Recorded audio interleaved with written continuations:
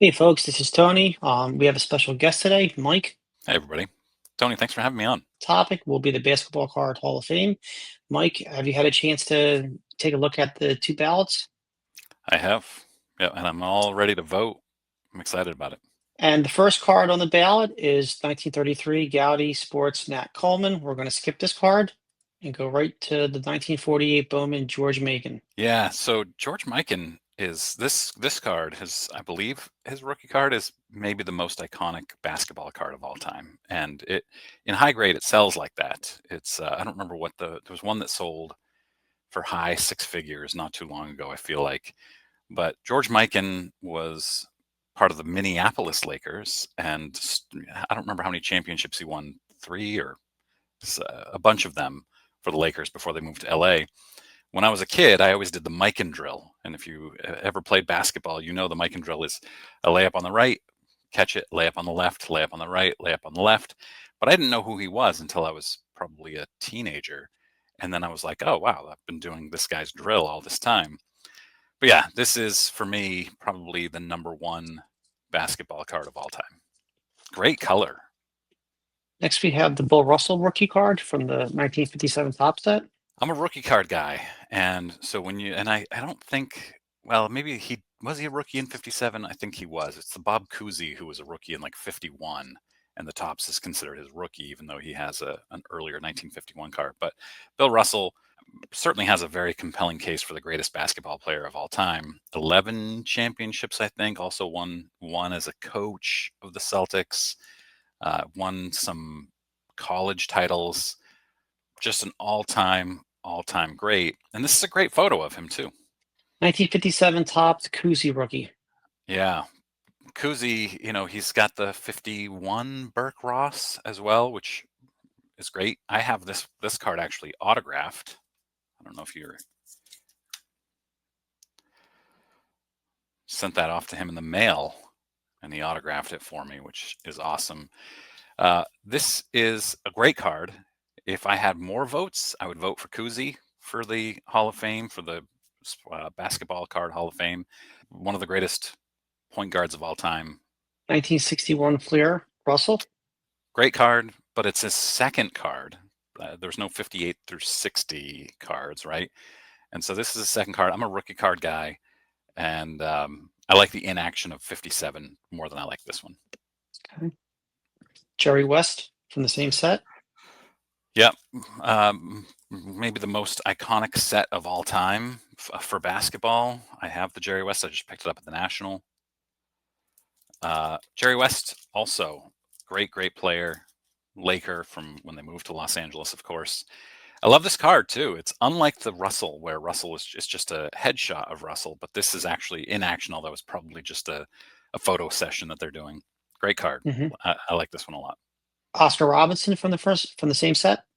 Yeah, Big O averaged a triple double for a season, for only player to do that until Russell Westbrook came along 50 years later or something like that. Mm-hmm. All-time great. I love this card, one that I desperately want and hope to get in the near future. One of my favorites, 61 Wilt. Yeah, Wilt. He averaged 50 points a game for an entire season, 100 points in a game. This card in an SGC 10 last year sold for $1.7 million, and then it was flipped into a PSA 10 immediately after. There are 3 PSA 10s, and the one that this person owns is, in my opinion, the best of the 3 by a pretty significant margin. The other 2 are pretty off-center. Love this card, even though it's not in action. It's just, I don't know, it's a great iconic card of one of the greatest players of all time. Hard to And Wilt, find registered too. yeah, and Wilt was way ahead of his time in terms of athleticism, just like Bill Russell, right? Mm-hmm. A lot of those guys weren't as muscular or as big as these 2 guys were, and he was able to back it up with his quality of play too. Havlicek, not a Hall of Fame card for me, but Havlicek is an all-time great Celtic, and I love Havlicek. I think he was a rookie quite a bit before 69, if I remember correctly. 62, 63, I think. Yeah.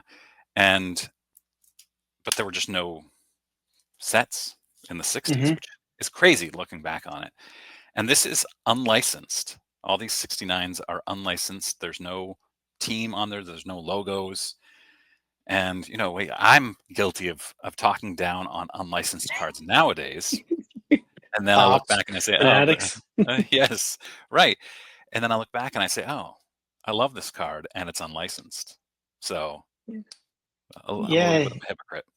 he's wearing his jersey backwards, but at least Tops Yep. back in 1969 didn't paint or airbrush, Sleeves. t-shirts on him, much Yep. like another player who they did recently. Yeah. The Lou Alcindor rookie. Yeah. Another one that is amazing card and it's unlicensed, just like the other 69s. One of the all-time greats, maybe the greatest college basketball player of all time. They changed the college rules for him because of him, right? Mhm. Yeah. Couldn't dunk anymore. When I was a kid, we had a sports card shop near my house called Down East Cards and Comics, and I would go in there, and I had a small budget. I would mow lawns, and before that I had an allowance, and I would go into Down East Cards and Comics, and the guy had this. I was much more interested in 1990s cards. I mean 1980s at this point. But there's this one card. I remember my dad saying to me, "Lou Alcindor, that's Kareem Abdul-Jabbar," and I was like, "Oh, wow!" I'd never seen a vintage card before, but it was $75, and I couldn't believe a card would be $75, but I wanted it, and it sat in this guy's case at Down East for years, and every time I went in there, I would look at it, but I didn't have the wherewithal to save up to get it. Once I had money, I spent it. The 69 Wilt. Great. I love this. I love the red background with the yellow pants. But again, it's not his rookie card, so I just like the tall boys. Here's one of your favorite cards, I would guess. It is, and I have this card too. But do I? I have it. Did I forget to bring it with me? Huh? I don't know where it is. That's Well, very we can weird. always put up a picture of it. Yeah, no, that's okay. Uh, Maravich rookie. I loved Maravich as a kid. I watched a documentary about him when I was probably 10. I would go to Bowdoin basketball camp, Bowdoin College basketball camp. Went for 6 straight summers, and it was Michael Jordan and Pete Maravich that I was obsessed with. Great color on this. He's young. It is, again, unlicensed, and this is from 1970, not 1969. Hmm. Um, Maravich averaged 44, 45 points a game in college, no three-point line. No Didn't have a 3-point line. didn't have a three-point line in the NBA until his last season, I think, so, or close to it. And then he made like 67% of his three-pointers on small Hmm. sample, but just an unbelievable player. I wanted to be him. I remember the tale of him dribbling a basketball. He was walking along a train track and dribbling it on the rail and being able to do that. And I tried it. I tried it a lot, and it's not something I could do. I was surprised to see this card that you want to talk about, the 71 Tops Rick Barry rookie card. So tell us about this one. Well, I find it interesting that Rick Barry had 2 kids that ended up in the NBA, right? Brent and who was his That's other off the tip of son my that ended tongue. up in the Brent Barry was a Yeah, very he good was one. player. Rick Barry had the underhand free throw shot, right? 1975 Miracle Warriors championship team. My friend is actually, I don't know if I should say this, but my friend is actually has done a documentary with Rick Barry, Well, that's and cool. on the 50th anniversary of the Warriors championship, and hoping to see it at some point in the near future.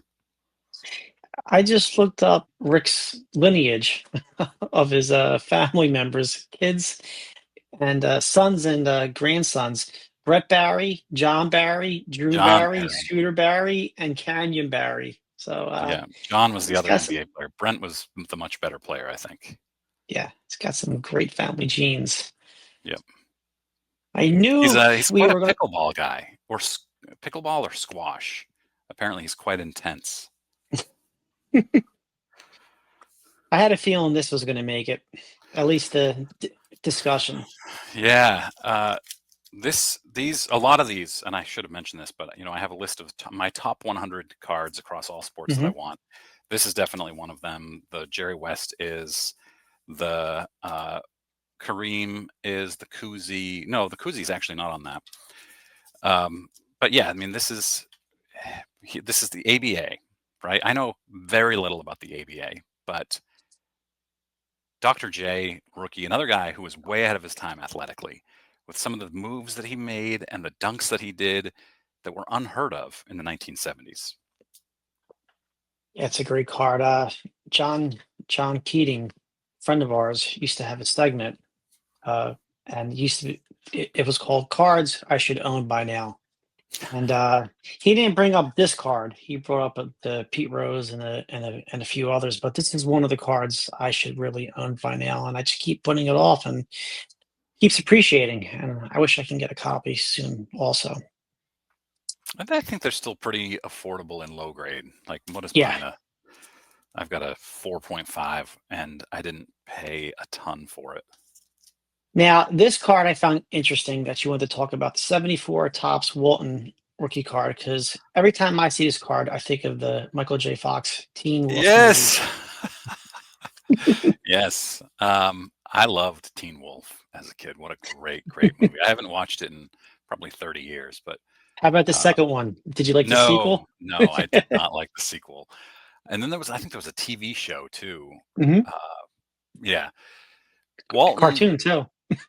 yes, that's right. Walton is a great case of what could have been if Yeah, he hadn't had, was it foot injuries or knee injuries through his entire NBA career? yeah, Also, one of the all-time great combination.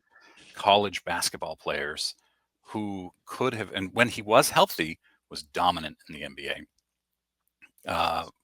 But yeah, it's sad, and he's a legend, not even before his broadcasting career. But I know all of his Celtics teammates just absolutely loved him towards the end of his career.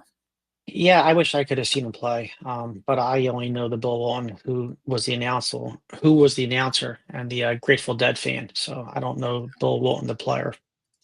I was happy to see Iceman, this on your list. The 74 Topps George Gervin rookie card, the Iceman. yeah, the Iceman. I remember little snippets of my childhood and how I learned about certain athletes. And George Gervin, my basketball coach was a history teacher, and on his wall in his classroom was the Iceman. What was the poster? The Iceman cometh, or the Iceman. It was a picture of him sitting It on a was a throne of ice. Nike or Converse, I think. Yeah, right. And he's sitting on like a throne of ice, and it says the Iceman. I should look it up, but uh, then I asked him who is this guy, and he said this is one of the greatest basketball players of all time.